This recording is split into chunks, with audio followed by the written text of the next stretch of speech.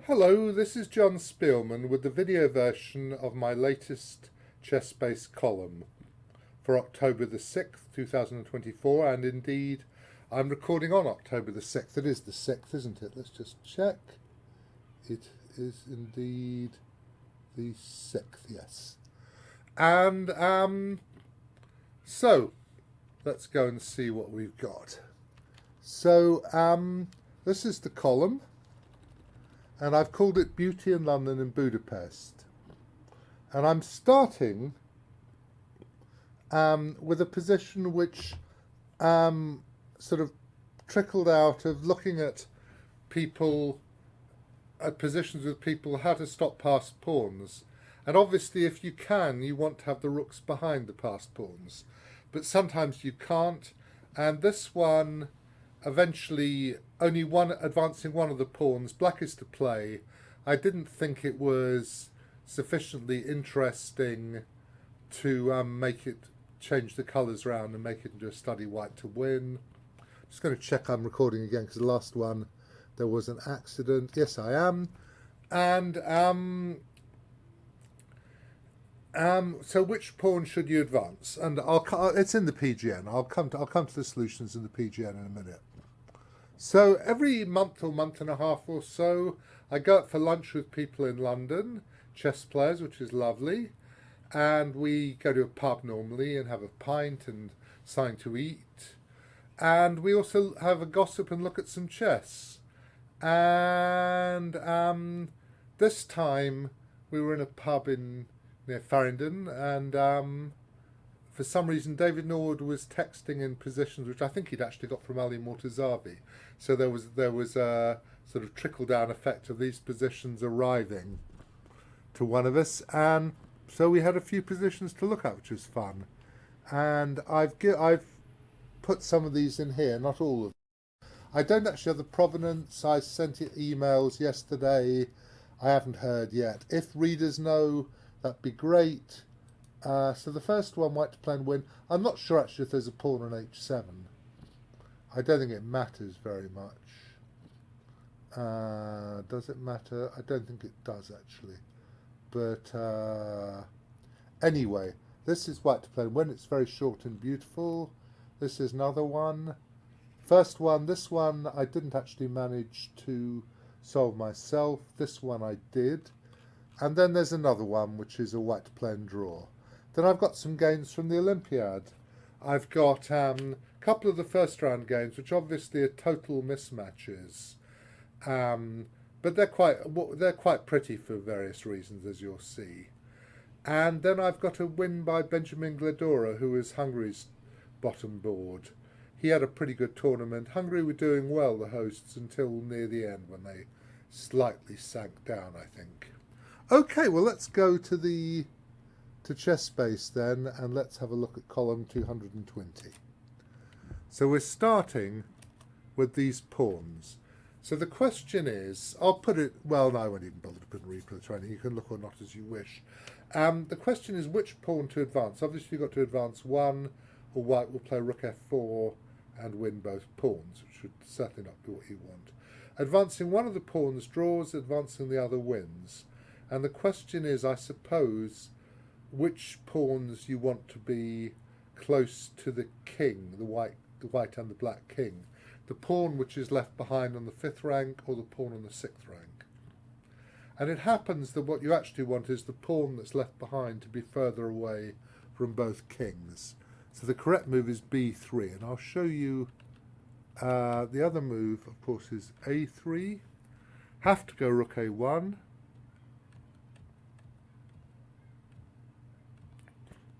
There are actually two good moves here. There's king e3, and there's rook c1 check. Rook c1 check is the one I saw. King to there, and now the rook can go to h1 or to d1.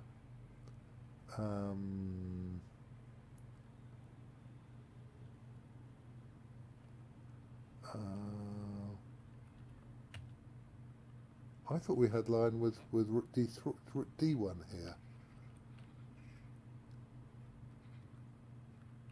What has happened to rook d1? Have I cut a line? Oh no. It doesn't matter, that's the point.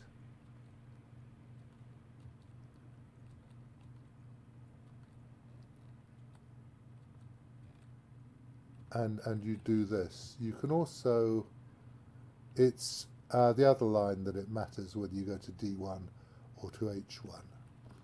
And the thing is, basically, that in this position you have the move King D3, getting the king close to the pawn. And now, this is just a draw. You can go B3, king to here, but if you start messing around,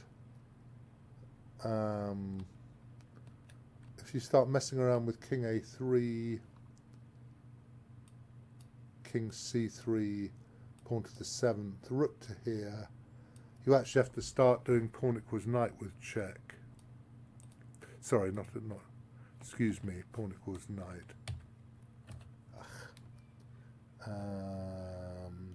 Delete remaining moves. Sorry, I'm doing this the second time. Much worse. Pawn equals knight. King to there. And at best you'll get king and knight against king and rook, which obviously isn't what you want. So you can just make a draw. B3 is the right move. Rook B1, king, king, king, king, king. Rook D1, you might as well. Rook H1, actually, it's the same answer. So if you now play A3, king D3, we get the same position. But black can play king C2, and he drives the white, keeps the white king shouldered off. Check here, check here. I don't know, here. Obviously not B2.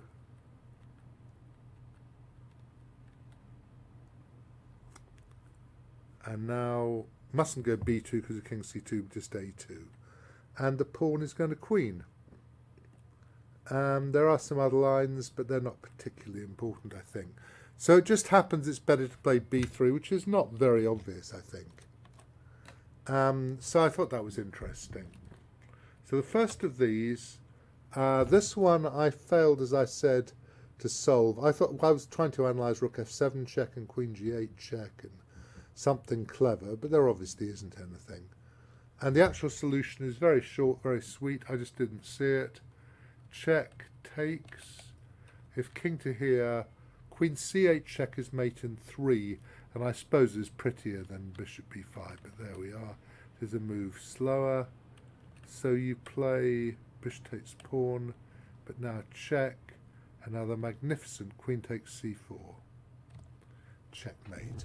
Very nice, very short, but quite difficult to see for a human being. Obviously an engine sees it in a microsecond. Second one, I'll put it into repo trading for a second. This is white to win. This one I redeemed myself by seeing more or less instantly. I think it's something you either see or you don't. If you want a hint, if you want to do it, then just pause this and have a look and see what you can do. If you want a hint, white starts with 23 points, I think, if you count a queen as 9. And he ends up with fewer than a third of those by the time he delivers checkmate. The solution is queen to their check. If you go rook, or rook e6 is the same.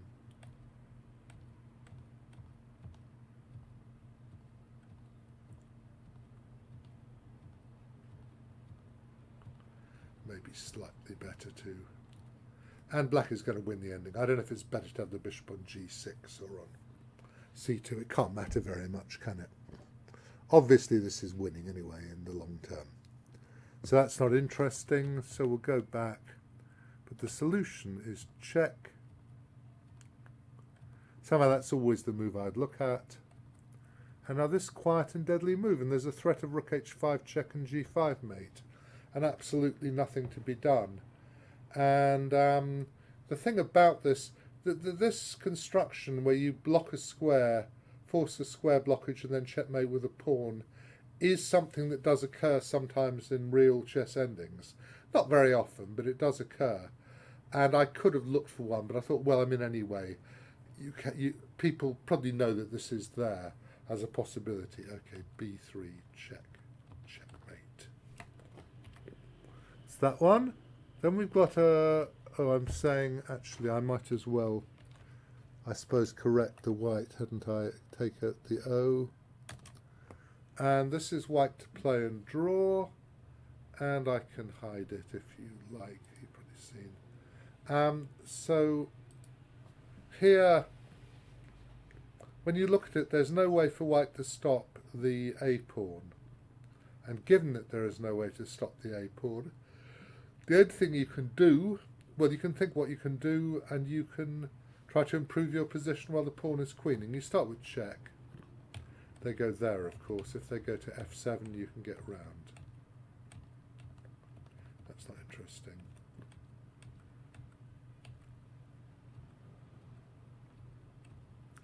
If they play pawn takes pawn, you go e6. Not bishop f6 because of king f7, but e6 first. Nothing better than this. Bishop, king, and you play some ending.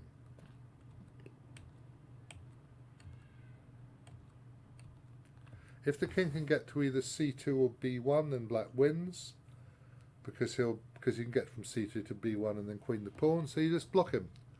And that's what happens in opposite colored bishop endings sometimes. There's nothing you can do at all.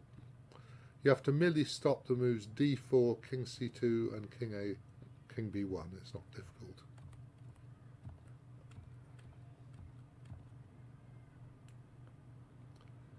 And yeah, you got these three squares, these three squares. Okay, that's that. So in the Olympiad, there were over 4,000 games in the open section alone, and so there are lots and lots of games you won't have seen probably. Lots have already been published, and I just chose a few I saw, people told me about, and there are two of these are just complete mismatches, but they're rather pretty. This is a guy from Jersey playing on board 4, for heaven's sake, against Bardo Jabava, who until very recently was rated well over 2600. So you don't have much chance as white, but you play your moves and you hope.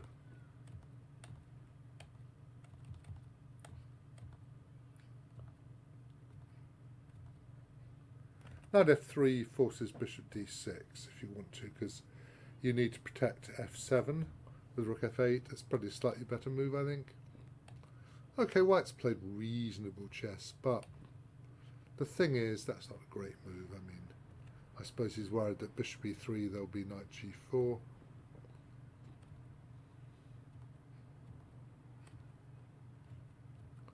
So this position, I don't like f3 much, but I suppose you've got to protect that pawn. This position, although it's certainly not better for black, really, is in practice pretty ickety for white, because the dark squares are weak, black is completely solid, and you know, it's a position that only a weaker player would get against a stronger one normally. Black would normally be much the stronger player. So although the engine, if I turn it on, will say, oh ping, it's about equal, we all know that in practice it's likely not to end up that way. I guess, should he have gone knight g3 to prepare bishop? Maybe he's already got a problem. Sorry, that was exciting. I've just knocked my... I actually have a landline, a telephone, being 300 years old, and I just knocked that over, and also the sound, which I presume is still working. And that was jolly good. Anyway, so...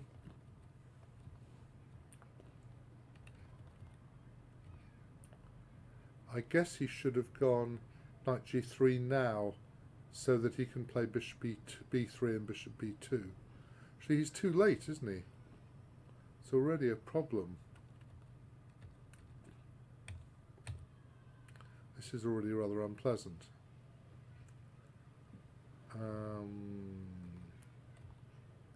I love that move.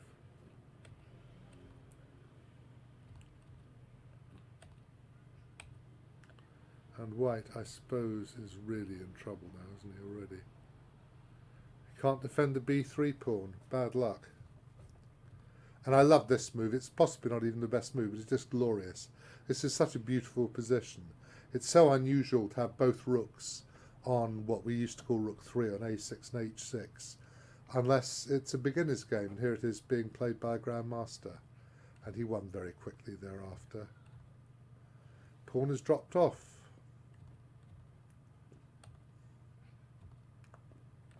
It's pretty desperate, I guess. Quite sure why he didn't. I suppose if rook g1, you can probably go knight takes knight, or you can go knight d4 check actually, can't you? So if you went rook g1, you could actually go check king somewhere. Anywhere. Knight takes that. That wouldn't be much fun, would it? Okay, so I mean,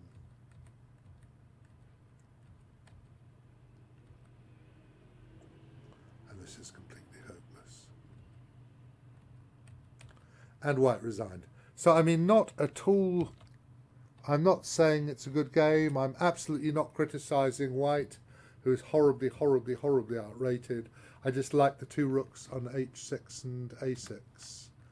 And this is a nice white square game. Again, the rating difference is possibly about nearly as big. No, it isn't. So 1700 to 2350 is more than 600 as well. It's ridiculous amounts. And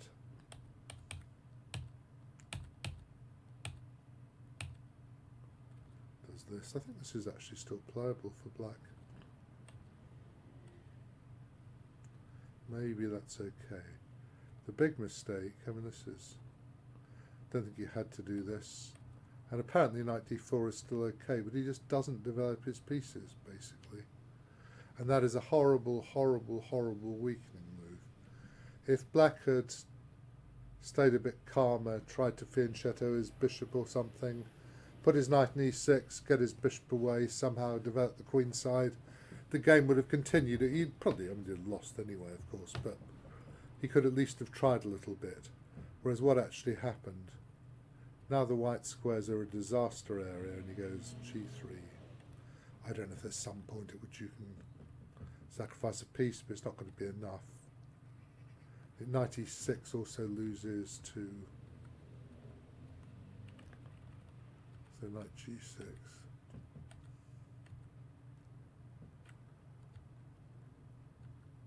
And now he should have tried queen d8, which at least he gets a lost position rather than a completely lost position. Obviously, you know, white can do something like bishop takes knight. I think actually bishop takes knight is slightly better. Had the bishop on there. Okay. But I mean, obviously this position's lost. But you could play it a little bit, I suppose. Why not? I don't know if you go rook c1 or if you go, because if rook c1 pawn takes pawn, you just double your rooks and take the c8 bishop, which is a bit sad. So you might have to go c6 and then rook e1, rook d1, and probably take the bishop on d4 or smash the way open. Maybe you want the bishop on g6, but anyway, would have been better than what happened, which was rook takes bishop, queen takes knight, resigns. So a very powerful game, very easy game for white, but still nice. Sometimes showing that you have to be careful in the white squares. Okay, our third game is a much higher quality game. This is Gledora against Felix Bloberger. Is he Austrian, maybe? Hungary, Austria, yes, Austria. And this is one of these many, many Berlin games where white doesn't allow the Berlin endgame anymore. I mean, who knows? I don't play this for either side. I think it quite like bishop c8 here, actually. But this is still fine up to here. He could have gone bishop g4 here.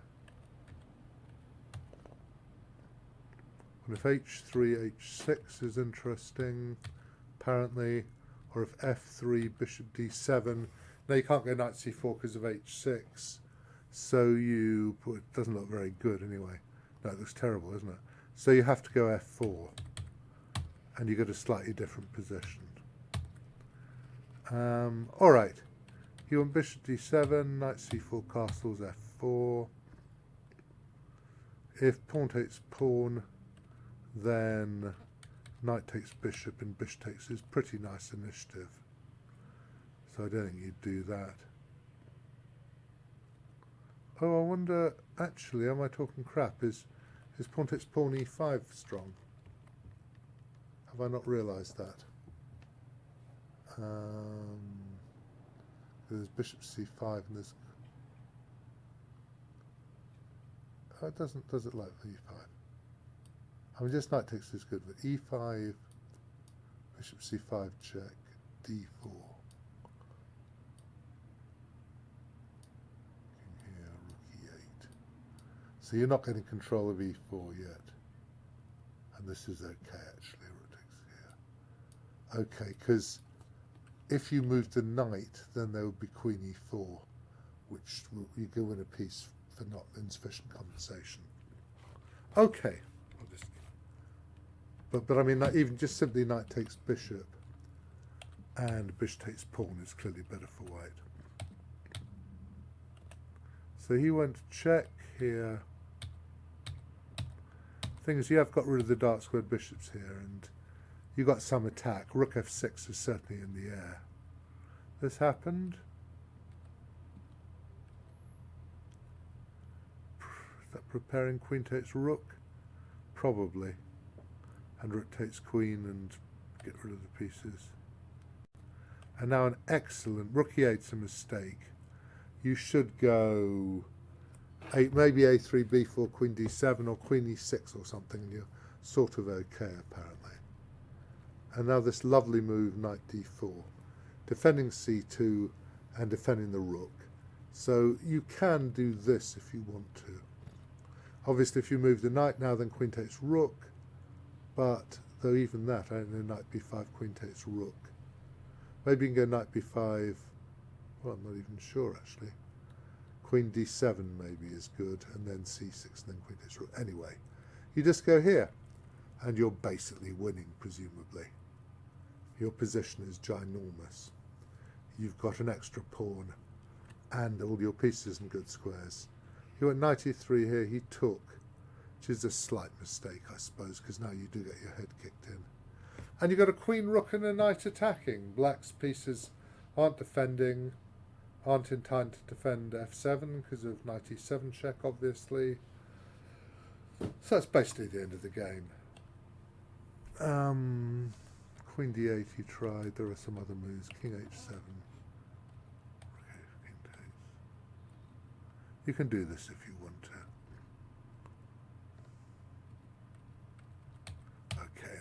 Going to win.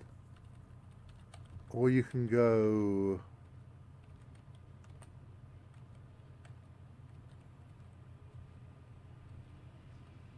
there's that one as well.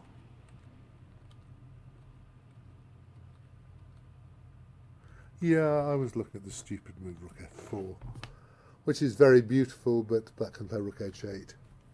So you just mate with checks. Always better to mate with checks if you can.